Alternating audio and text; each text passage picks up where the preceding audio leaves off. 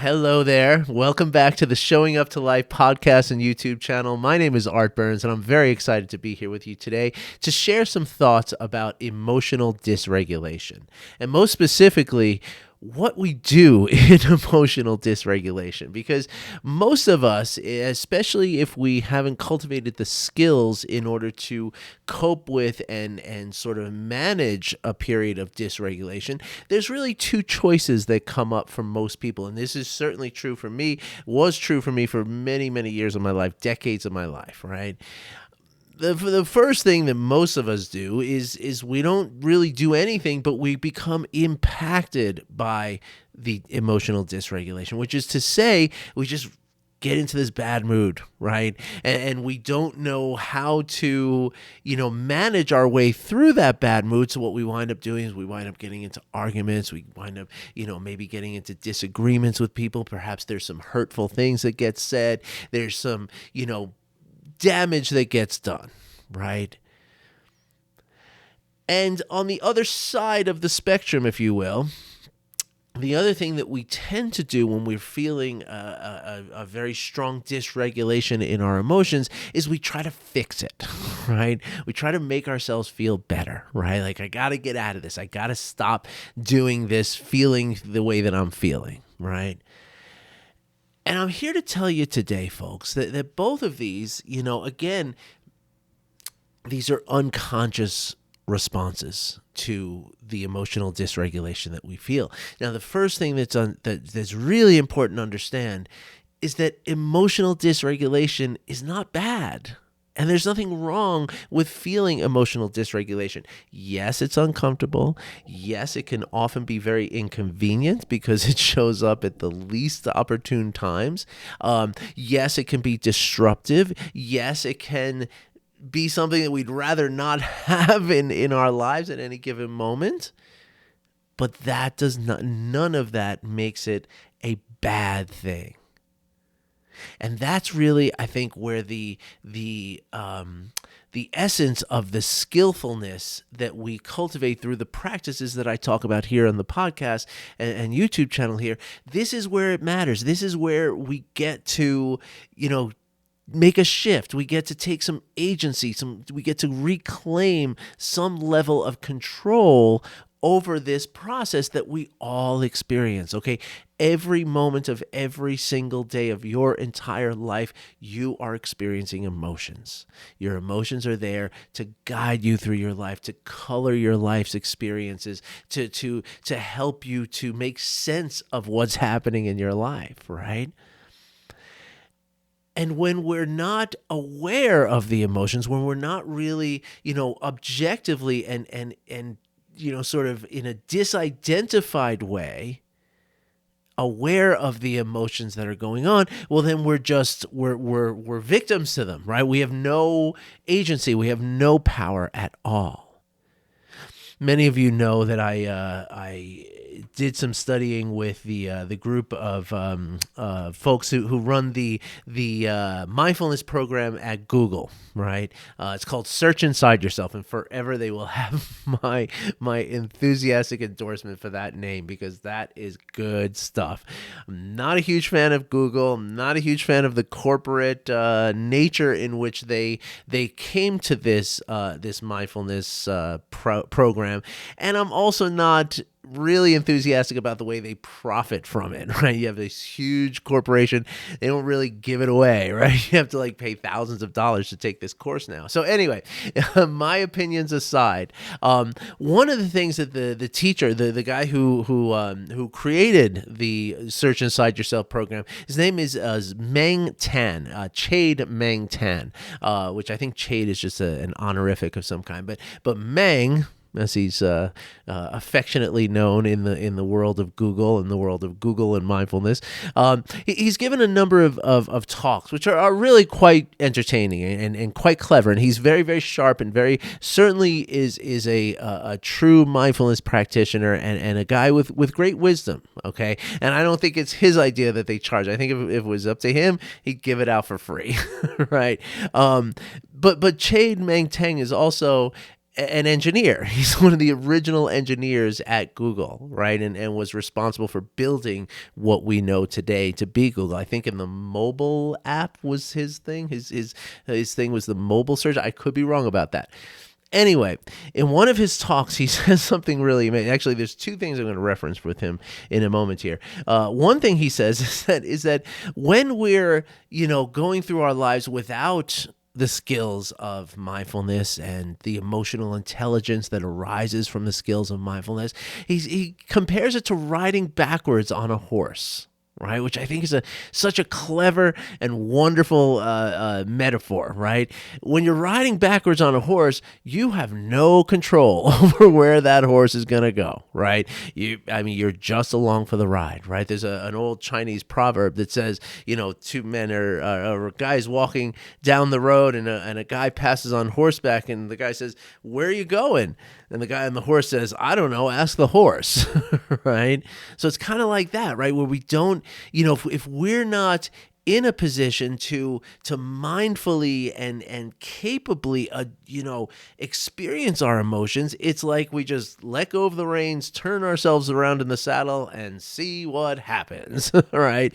Now, for most people who do this, it's not a big deal, right? Because, how often do most people experience, high levels of emotional dysregulation? Now, of course, the people I work with, right, people who experience chronic stress are always experiencing emotional dysregulation, right? But for the general public, for the 45% of the world population who doesn't experience chronic stress, well, it's not that big a deal. Right. And so they can go through their lives riding backwards on the horse, because it's only so often that the horse is going to run through a burning field, and scare the heck out of them. Right. But when we cultivate the skillfulness of awareness of our emotions, then it becomes a much different story. And that's when it becomes something that is completely, as I say, something that is imbued with a sense of agency and a sense of, I hesitate to use the word control, because I know I did use that word a few moments ago. I don't think that's the proper word, right? Because there are times when we're not in control of our emotions and the reaction to our emotions. And I will admit, and this is also a very important thing, no matter how mindful, no matter how skillful, no matter how, adept at these practices you become, that does not preclude the potential that you're going to experience moments of dysregulation. It just doesn't, right? In fact, it's kind of the opposite, right? So I'll start by telling you a little story about the last few days for me, right? So Mother's Day was just the other day. Today is Wednesday that I'm recording this, so we're 3 days after Mother's Day, right? Now, as many of you know, I've had a really difficult, relationship and experience with my mother, and also with my father, and with my whole family. And so, as I've done the work, as I've cultivated my own mindfulness and spent, just hours and hours and hours journaling and really, turning towards all this and trying to make sense of it all, right? As I've done that, I've realized something that's really kind of amazing, right? That every year, right, for decades, let's say just while I was married, right? So I got married I got married in 2005, but I met my wife in 1999, right? All that time, from 1999 up until, say, 2019, right? So what's that? 20 years, right? For 20 years, I would find myself, and again, I was not aware of it, so it was just the kind of thing that just happened, right? Life just happened this way. But what I came to realize looking back on this time, on these 20 years, and it was more than 20 years, but certainly I can measure it because I had this other person in my life. So we can see, like, oh, remember those fights we used to get into? Remember this stuff that used to happen, that stuff that used to happen, right? And what I came to realize is that, so from the 7 months from May to December, right, for a few days, maybe a couple of weeks before every single major holiday. And for me, the reason why those 7 months are important, so you have Mother's Day in May, Father's Day in June, my mother's birthday, August 1st, my father's birthday, early September. October was a breeze. I didn't have any trouble in October, but then you had Thanksgiving, and then you had Christmas, right? And each one of those 6 major events throughout the year, it required me to get close to my family again. Right? Now, there's a wonderful book that I happen to have right on my desk right here. And I swear this is not a prop. I did not plan this at all. I didn't even think I was going to mention this book, but here it is. The Body Keeps the Score. Check this book out. If you have even if you think you might have experienced some levels of trauma as a child, read this book. Get the audiobook if you have to. Consume this man's work. Okay, it was published, I believe, in 2019, if I'm not mistaken. 2014 actually. Man, it's almost 10 years old, this book.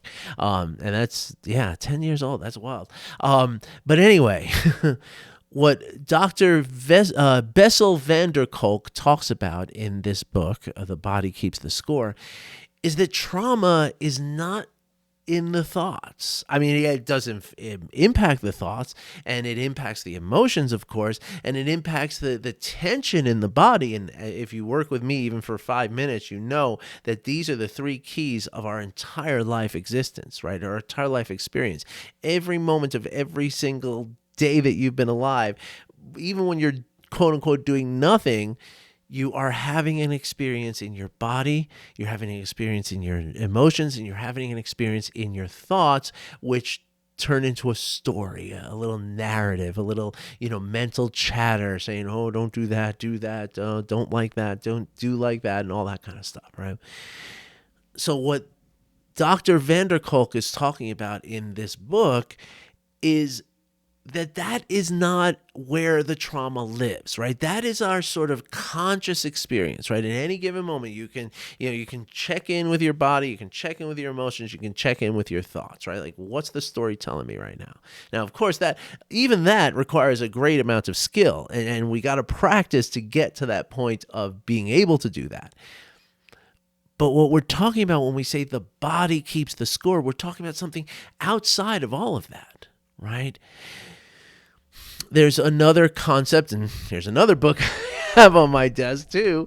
I hope I don't knock over a whole stack of stuff. Okay, so the polyvagal theory. This is just the handbook of the polyvagal theory, which is basically a transcript of conversations with Stephen Porges. But anyway, the reason I bring that one up is because Stephen Porges introduced a concept in this work of the polyvagal theory called neuroception. Right? Which is to say that your nervous system has its own perception, if you will, right? It's outside of your 5 senses. It's outside of your ability to think through something. It's outside of the emotional experience. It's outside of the body, the physical, consciously physical experience, right?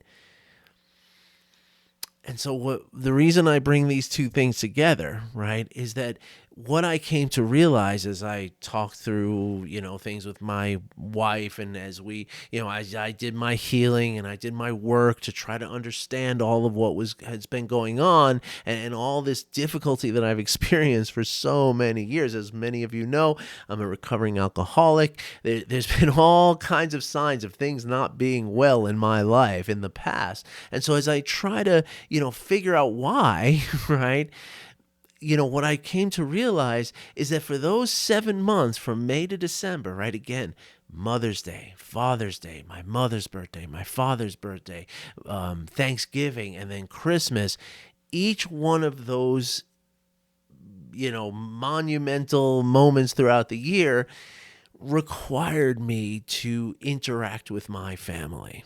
Right, mostly required me to go to my family's home. And when I say my family, of course, I mean my mother and my father, right? And along with my 2 sisters, sometimes not. But they weren't ever the problem, right? My mother and my father, however, though, were both abusers of me, right?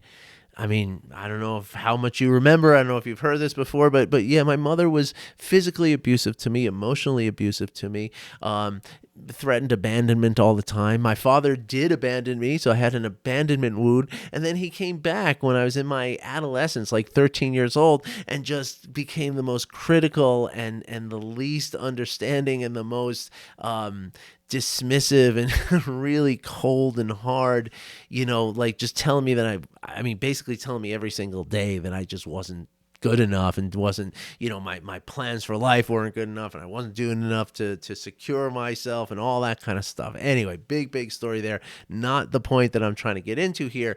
But what I do want you to understand that the experiences that I had with these two people from, the time when I was very, very young, like 3 years old, all the way until like college. Like, my father, again, I got back together with him when I was 13. So for the next like 10 years, it was just a constant barrage. And then even more than that, because I went to work for him after, because I was that messed up, because as I realized, even as a 20-something-year-old, I was afraid that my father was going to abandon me again, right?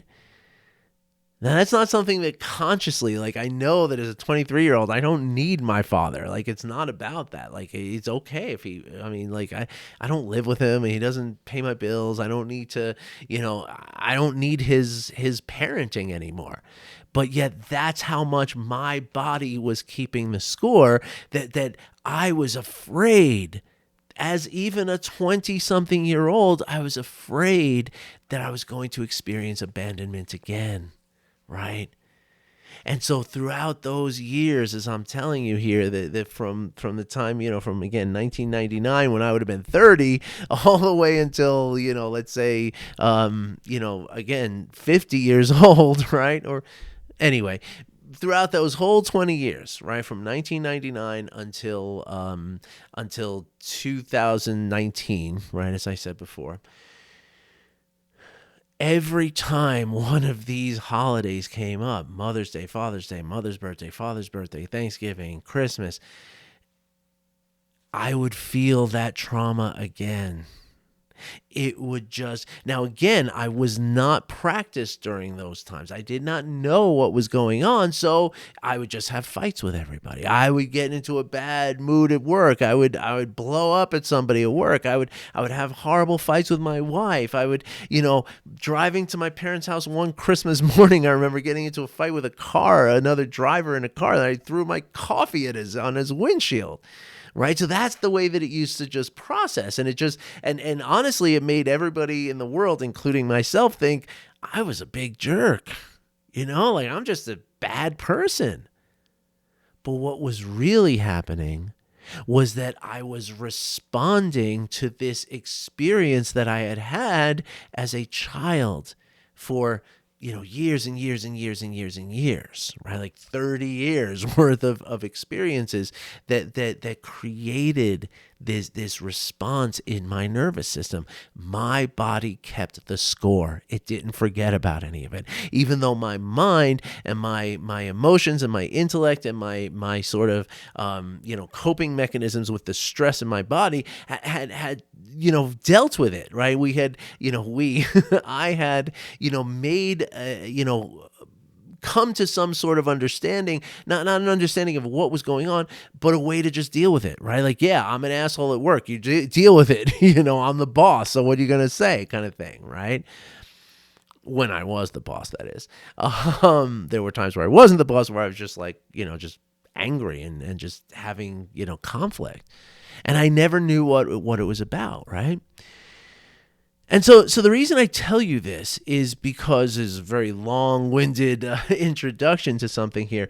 And that thing that I'm introducing is that, just this past weekend was Mother's Day, right? Now, one of the, I'm a big fan of Alan Watts, and I really recommend all of you listen to Alan Watts. He's you can go on YouTube. There's channels, like many channels of his speeches and presentations and workshops and seminars and stuff. And he's a brilliant guy. He was a brilliant guy. And anyway, one of the things that Alan Watts says is that that I don't remember the exact quote, but something about higher consciousness does not come without a price, right? The price for consciousness is that we feel deeply the pain and the difficulty as much as we feel deeply the beauty of life and the wonderful moments, right? Like you can't have one without the other. It's like the price of admission. And so I was thinking about that quote this past weekend because, look, I'm going to tell you, last week I was feeling as good as I can remember ever feeling in my life. Not that anything specific happened. There was nothing positive that was going on, but I just felt totally regulated, totally, in the flow and just happy and just like smooth sailing. Like nothing is ever going to rough me up again is how I felt last Monday, right? But by Friday of last week, I was a wreck. And I spent like the whole weekend just literally just, I had to cancel a couple of appointments. I was trying to sleep most of the day. I couldn't sleep at night. I was crying just all over the place, crying. Now again, when I was an untrained person, an unskilled person, I would feel these emotions, and instead of giving myself that time to cry, we got to move on with our life. Let's go get a drink. Let's go party up. Let's go, buy something, go out to dinner and make myself feel better. And, it never worked, but I tried because I could not handle the fact that you're just feeling this level of dysregulation. So the difference is, as we cultivate the skillfulness of awareness, then we can allow ourselves to go through this and really be present with it, which I know most of you are probably sitting there saying like, what? Is he nuts? Come on. Who wants to spend the weekend crying? But I loved it. It was amazing. Now, it was very uncomfortable. It was very disruptive. It was all kinds of negative attributes I could put onto this experience that I had, and all of them would be true. But at the same time, it was beautiful because it allowed me to really feel myself, to feel into what I had gone through, to really sit there and think about me as a young kid, like 4 or 5 years old, and the way that my mother used to hurt me physically, emotionally, just hurt. And yeah, I mean, it's not something I'm not going to say, oh, yeah, let me do it again next weekend. That was so much fun. No. It's not like that either. But it was an opportunity for me not to turn away from it, but instead to turn towards it. Now, here's the most important part of it, though, right? The most important part is that when we experience times like this, and this is something else that Mang Tan talks about way back when I was really, digging into all his stuff and really studying with him and everything else, that he calls it he uses the analogy of the gym a lot, which I like too, because a lot of people go to the gym, right? And he says, like, if you go to the gym after for the first time after a long time, and your muscles are very sore after you're done at the gym, right? Even for the next day, maybe even 2 days, right? And so we don't sit there and we don't wring our hands and stamp our feet and say, oh man, I'm sore and this is so terrible. No, we know that it's gonna get better in a few days, right? And so he says, if maybe you'll just get yourself an ice cream and just allow it to pass, right? And I bring that up today because that's what we can do when we go through these moments of dysregulation. Remember, the thing that we often try to do is fix it somehow. Either that or we're so unaware of it and it's just pushing us like riding backwards on a horse, right? But when we try to fix it, when we try to eliminate the dysregulation, we're doing ourselves and the dysregulation itself and the experience that causes the dysregulation, we're doing it all a great disservice. Because there's a reason my body was feeling that, right? There's a reason I was going through what I was going through.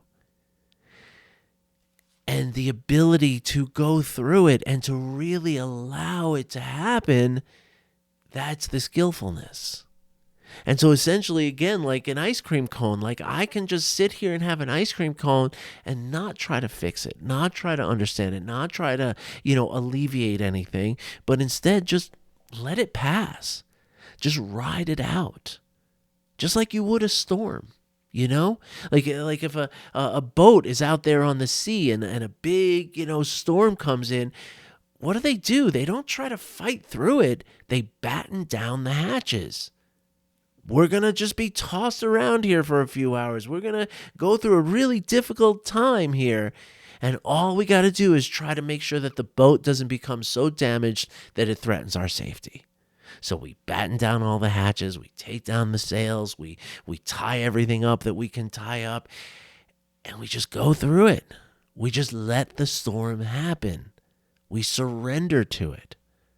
And then once the storm passes, now we take stock. Okay, what happened? What do we have to fix? What do we have to, what hurts? What just happened here? Now, for me, I'm not on a boat, so it's not, unbattening hatches and inspecting sails and stuff like that, but instead it's writing in my journal, right? But I don't have to write in my journal while I'm going through the storm. I can give myself the permission and the license to not do that work and instead just surrender to the storm and allow it to pass, and then I can get into, okay, what the heck just happened? And believe me, once I did that, it was like, whoa, this is so amazing. Look at all I'm understanding right now. But I wouldn't have been able to do that if I wasn't willing to sit through it, if I wasn't willing to allow the storm to rage. Because the storm's going to rage one way or the other. And it's just a question of, how much damage it's going to do to me while it's raging. And again, if I just try to go through life and I just try to, just don't stop, go to work, go to your date, go to the, friend's house and do all this stuff, well, then that's where I damage relationships left and right. And I damage my career at times because of this, right? Because the raging storm doesn't just stop just because I don't want it to happen. Right? It just rages in the background and it motivates me to say things I don't want to say, to do things I shouldn't be doing, and to, again, damage and rupture these relationships that I've had that, in some ways, again, without the awareness, it becomes an irreparable damage. Because the repair comes through the awareness and through the ability to recognize what's going on and to understand it on a deeper level. And we can only do that when we allow it to all happen and we turn towards it and we observe it, right? So anyway, I just thought I'd share that with you today because today's the first day that I'm feeling like semi-normal, back to myself, and I want to share this with you. So I hope you enjoyed it.